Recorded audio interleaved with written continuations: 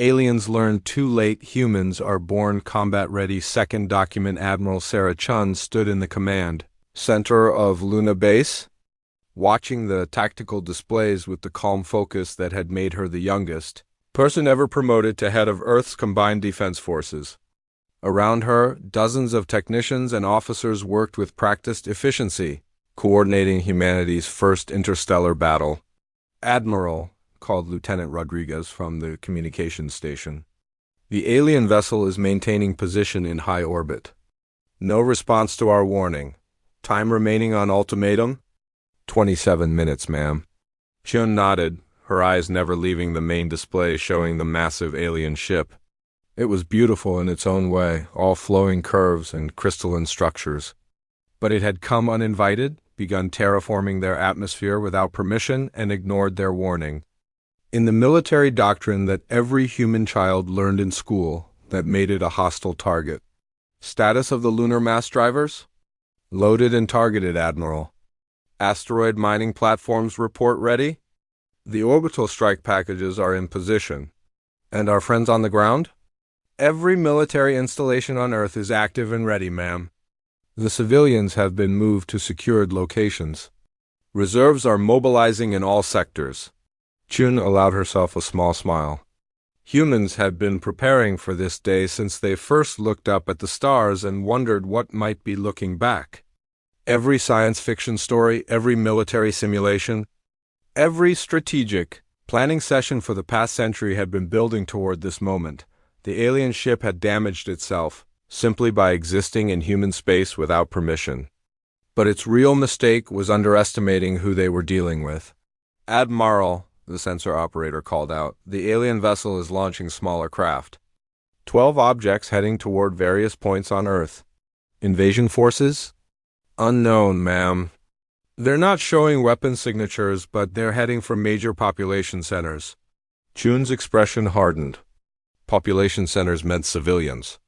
Civilians meant the aliens hadn't learned the most important rule about humans. You don't threaten their families. Time? 23 minutes remaining on ultimatum. Open a channel to all commands. Authorization Chun Alpha 7. The communication system connected her to every military commander on Earth, the Moon, and the asteroid mining platforms scattered throughout the inner solar system. "This is Admiral Chun. The unknown hostiles have launched what appear to be invasion craft towards civilian targets. The ultimatum stands, but if those craft enter Earth's atmosphere, we interpret that as an immediate act of war. All commands are authorized to engage. Earth Defense Protocol 7 is now active." She closed the channel and turned back to the main display. Protocol 7 was something humans had hoped they would never need to use. It was total war doctrine designed for fighting an enemy with unknown capabilities and overwhelming technological superiority. The key to Protocol 7 was simple when fighting a superior enemy. You don't fight fair, you fight to win. Aboard the Peaceful Dawn, Krelenth watched his ground team's progress with growing confusion. The atmospheric processors were working perfectly, but something was wrong with the human response. "Sir," Veltar reported, "the humans have activated some kind of planetary defense grid. We're detecting energy signatures from locations we didn't know existed." "Show me." The display lit up with thousands of new contacts across Earth's surface. Underground installations were powering up, hidden satellites were activating, and mobile platforms were emerging from what had appeared to be empty terrain. "How many defensive installations do they have?" Krelenth demanded. "We're still counting, sir, but initial estimates suggest over 50,000 active military sites." 50,000! The number was incomprehensible. The Harmony's most militarized member species maintained perhaps a dozen defensive platforms per world. 50,000 suggested a level of militarization that bordered on insanity. "Sir, the human ultimatum expires in 18 minutes. Krelenth's tentacles coiled with anxiety. The damage from the humans' first attack had been shocking enough. But now he was beginning to understand that it might have been intended as a warning shot rather than their best effort. "What's the status of our ground teams?" "They're approaching the atmosphere now, sir." "But, sir, the humans appear to be waiting for them." The display switched to show tactical data from the approaching shuttles. Below them, Earth's surface was lighting up like a festival celebration. But these weren't celebration lights. They were targeting systems. Thousands upon thousands of targeting systems, all focused upward. "Sir," the shuttle commander's voice came through the communication system, "we're detecting massive energy buildup from the surface. Recommend immediate withdrawal." "Negative," Krelenth replied. "Continue to landing zones. Prepare diplomatic overtures." It was the wrong decision, and Krelenth knew it even as he gave the order.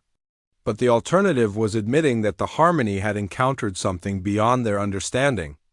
And that was impossible. Admiral Chun watched the alien shuttles descend toward Earth's atmosphere with professional interest. Humanity had spent decades perfecting their defensive systems, and today would be their first real-world test. "Admiral, the hostiles are entering atmosphere over North America, Europe, Asia, and Australia simultaneously. Acknowledged. All theater commanders are authorized to engage." The main display showed the alien shuttles as red dots descending toward the blue marble of Earth. Around each shuttle, green dots began to appear as Earth's defense systems acquired their targets. Shun had studied the tactical recordings of every military conflict in human history. She knew that the key to victory wasn't having the best weapons or the strongest armor. The key was understanding your enemy and denying them the ability to fight on their terms. The aliens clearly expected this to be like their previous first contact scenarios. They expected humans to be confused, frightened, and overwhelmed by superior technology.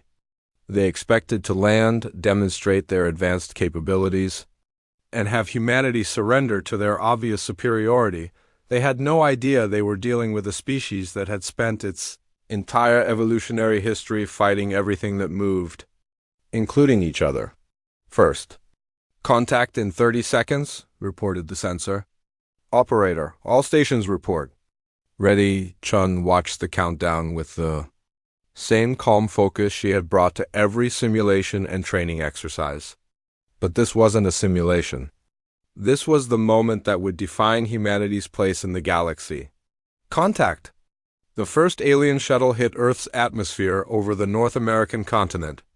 Instantly, the sky erupted in light. Surface-to-air missiles launched from hidden installations across 3 countries, creating a wall of explosive death around the descending craft.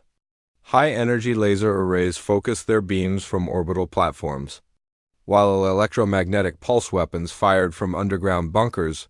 The shuttle's defensive systems activated, deflecting some of the incoming fire. But humans had learned long ago that if one weapon doesn't work, you use 10.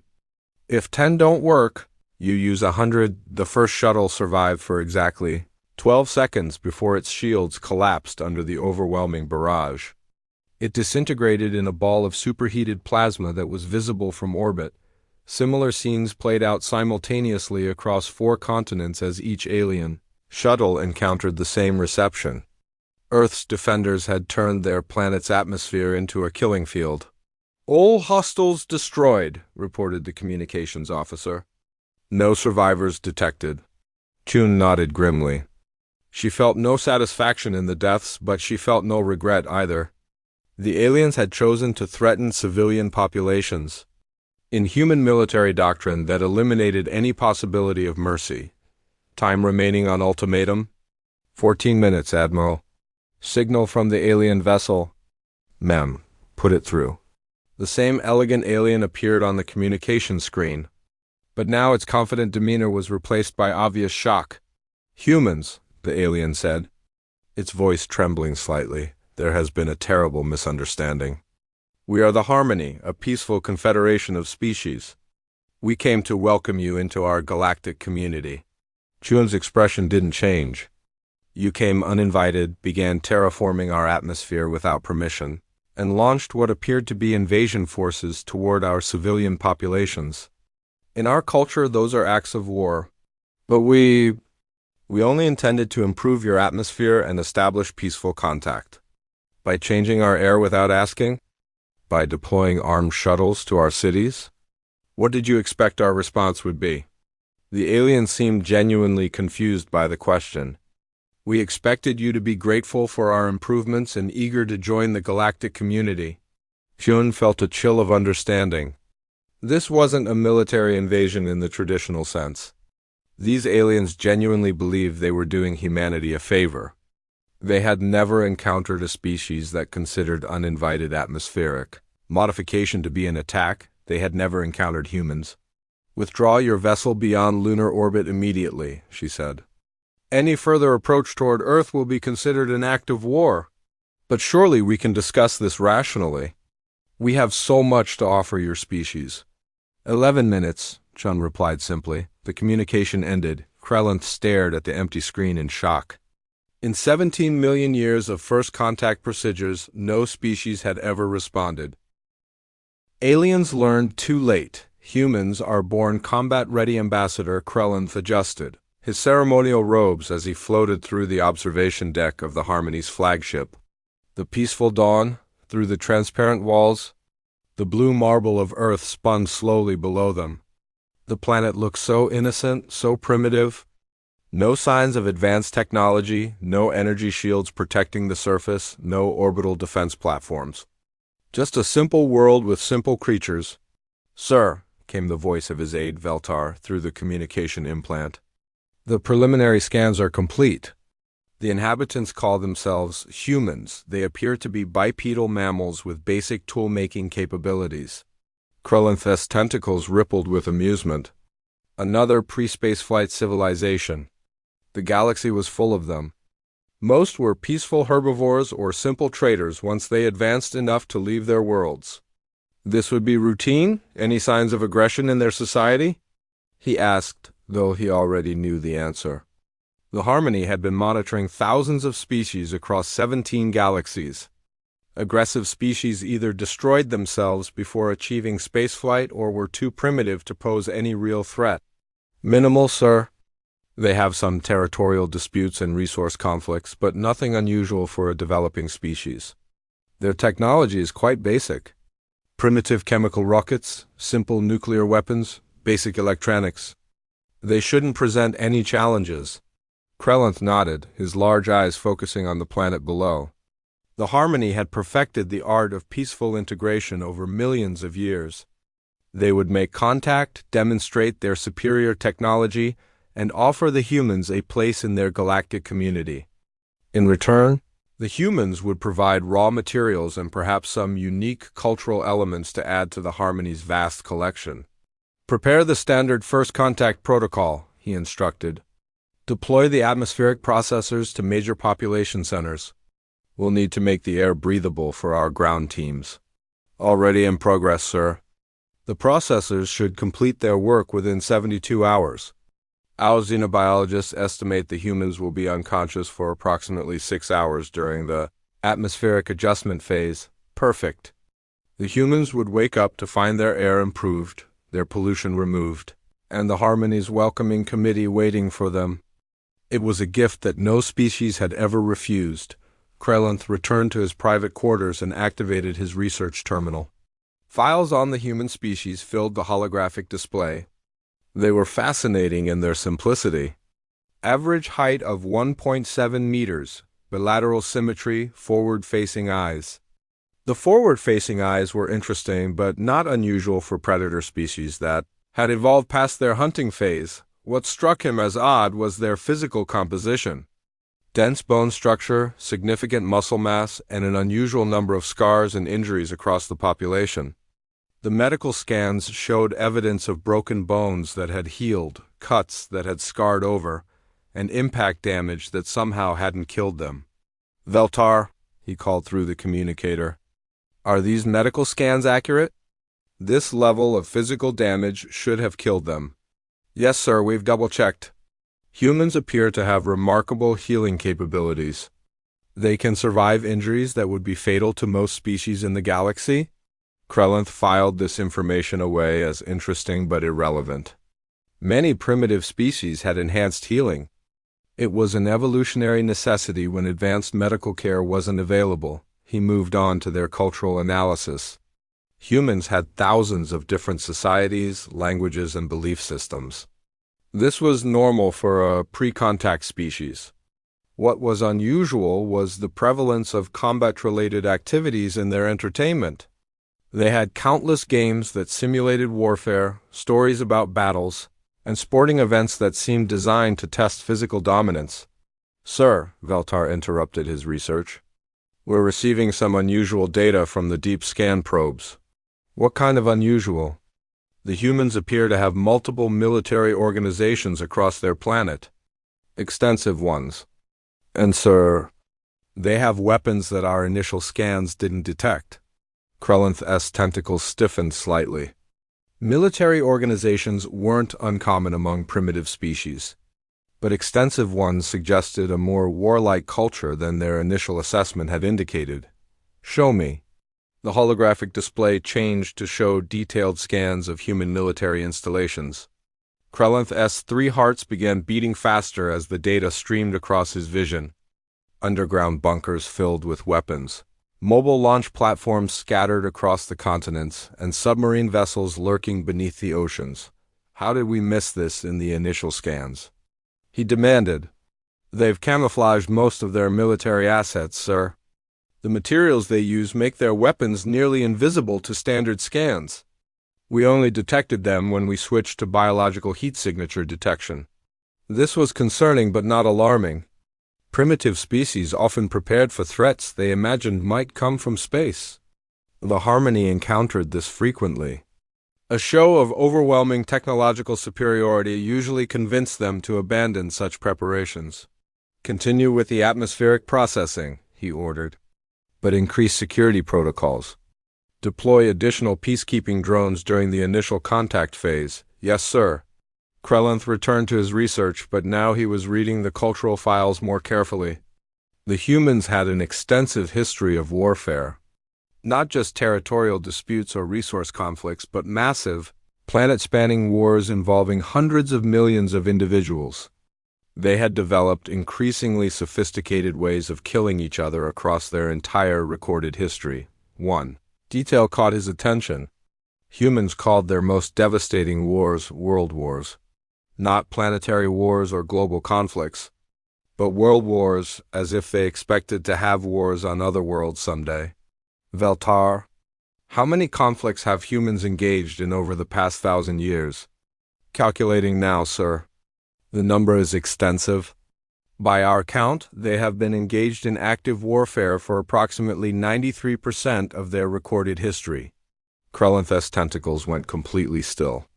93% was impossible. No species could maintain that level of conflict and still achieve technological advancement. They would destroy themselves long before reaching spaceflight capability. "Double-check that calculation." "Already confirmed, sir." In fact, the number might be conservative. Many of their conflicts appear to be undocumented or deliberately hidden from historical records. This was beyond unusual. This was unprecedented. In millions of years of first contact procedures, the Harmony had never encountered a species that spent virtually their entire existence in warfare. "Sir, we're detecting movement in their military installations." Krelenth rushed back to the observation deck. Through his enhanced vision, he could see lights beginning to activate across the planet's dark side. Military bases that had been dormant were suddenly alive with activity. How is this possible? The atmospheric processors haven't even begun their work yet. "Unknown, sir. But it appears the humans have detected our presence." "Impossible." The Peaceful Dawn was equipped with the most advanced stealth technology in the galaxy. They had observed thousands of species without detection. No pre-spaceflight civilization had ever spotted them. "Sir," Veltar's voice carried a note of concern that Krelenth had never heard before. "The humans appear to be targeting us." "That's impossible. Their weapons can't reach us at this altitude." "Perhaps, sir, but they're trying." "We're detecting launch signatures from multiple locations across the planet." Krelenth watched in fascination as streaks of light began rising from Earth's surface. Primitive chemical rockets, exactly as their scans had indicated. They would burn out long before reaching the Peaceful Dawn's position in high orbit, But there were so many of them. Hundreds of launches occurring simultaneously across the planet. The humans were expending enormous resources on what could only be a symbolic gesture of defiance. Sir, the xenobiologists are reporting something unusual about human physiology. What now? They believe the human's bone density and muscle structure isn't evolutionary adaptation to their world's gravity. It's adaptation to combat. Krelenth felt a chill run through his nervous system. Explain. Every human shows signs of physical conditioning specifically designed for fighting. Dense bones to absorb impact, muscle fiber configuration optimized for explosive movement. Even their sleep patterns suggest they evolved to wake instantly when threatened. That's speculation. Perhaps. Sir, but consider this. Humans appear to be the only species on their planet that evolved this way. Every other creature on Earth fits standard evolutionary patterns. Only humans show signs of being specifically designed for combat. The implications were staggering. Every species in the galaxy evolved according to predictable patterns. Predators developed enhanced senses and speed. Prey species developed camouflage or defensive capabilities. Social species developed communication and cooperation skills. But combat specialization across an entire species was theoretically impossible. Sir, we have a problem. The first of the human rockets was approaching much faster than their calculations had predicted. It wasn't following the trajectory of a primitive chemical rocket. It was moving like a guided projectile with adaptive propulsion. How fast is that moving? Approaching 17% of light speed, sir? Krelenth's 3 hearts stopped beating simultaneously. 17% of lights. Aliens learn too late humans are born combat ready. Third document 3 months after the Harmony's first encounter with humanity. Krelenth stood before the High Council of Species on Nexus Prime, the capital world of their galactic confederation. The enormous chamber housed representatives from over 3,000 species, all gathered to hear his report about the strange new world called Earth. Honored members, Krelenth began, his voice carrying across the vast assembly hall. I must report that our standard first contact protocols have failed completely. The species known as humans rejected our offer of galactic citizenship and responded with immediate military action. A ripple of surprised murmurs passed through the assembled delegates. In 17 million years, no species had ever rejected membership in the Harmony. Surely you exaggerate, called out Ambassador Threnduk of the peaceful Mindari Collective. No pre-spaceflight civilization could pose a threat to Harmony vessels. Krelenth activated the holographic display, showing the battle damage to the peaceful Dawn the assembled. Delegates fell silent as they observed hull breaches that had penetrated military-grade shielding. They achieved this with primitive chemical propulsion, Krelenth explained. Except it wasn't primitive. Their weapons technology appears to be deliberately concealed behind outdated delivery systems. High Counselor Vexana, the eldest member of the assembly, leaned forward with her ancient voice carrying across the chamber. You are suggesting that a pre-contact species deliberately deceived our scanning technology? I'm suggesting something far worse, Krelenth replied. I believe they have been preparing for our arrival. The chamber erupted in shocked voices from dozens of species. The idea that a primitive civilization could anticipate and prepare for first contact was beyond their understanding. Explain, commanded High Counselor. Vexana, Krelenth took a deep breath before continuing. The humans possess over 50,000 military installations across their planet. They have hidden weapons platforms throughout their solar system. They have been engaged in active warfare for 93% of their recorded history. And most concerning of all, their entire culture appears to be built around the concept of combat. Readiness. That's impossible, declared the representative from the Kalari Union. No species can maintain that level of militarization and still achieve technological advancement. That's what we thought. Krelenth agreed grimly. But humans appear to be the exception to every rule we understand about civilization development. He activated a new section of the holographic display. showing detailed analysis of human physiology and culture. Every human child learns basic combat techniques as part of their education. Their entertainment consists largely of simulated warfare. Their primary bonding activity appears to be competing against each other in various forms of ritualized combat. They have turned fighting into art, science, religion, and recreation. The assembly sat in stunned silence as the implications sank in. But surely, spoke up the representative from the peaceful harmony species, this is simply evolutionary holdover from their primitive past. All species go through aggressive phases before achieving enlightenment. Krelinth's tentacles drooped with exhaustion. That's what I thought as well. But I've spent 3 months analyzing their cultural data. Honored members, I don't believe humans have a primitive past. I believe humans are primitives who somehow achieved advanced technology without ever evolving past their aggressive phase. Absurd! Called out multiple voices from the assembly. Listen to their language, Krelinth continued, activating audio files. They describe everything in terms of warfare. They fight disease. They battle natural disasters. They wage war against poverty and ignorance. They combat social problems. Their entire conceptual framework is based on conflict and struggle. High Counselor Vexana raised a hand for silence. These observations, while concerning, do not explain your recommendation for a complete quarantine of their system. Surely the Harmony's combined fleets could pacify one primitive world. Krelinth felt his 3 hearts accelerating as he prepared to share the most terrifying discovery of all. Honored members, I must report that the humans are not confined to one world. The chamber fell absolutely silent. During our retreat from their system, long-range sensors detected artificial structures throughout their solar system. What we initially classified as space debris or natural phenomena were actually concealed installations. They have militarized their entire star system. How many installations? Asked the High Counselor. We stopped counting at 10,000. The number hit the assembly like a physical blow. Even the most militaristic species in the galaxy maintain perhaps a few hundred defensive platforms per system. But more concerning, Krelinth continued, is what we detected in their outer system.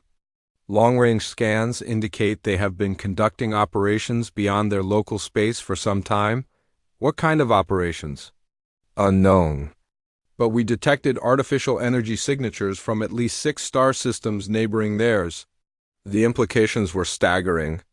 If humans had achieved interstellar travel and were secretly operating across multiple systems, then they weren't a pre-contact civilization at all. They were an unknown spacefaring power that had been hiding its true capabilities. How is this possible? Demanded Ambassador Threnduk. Our senses should have detected any civilization with interstellar capability.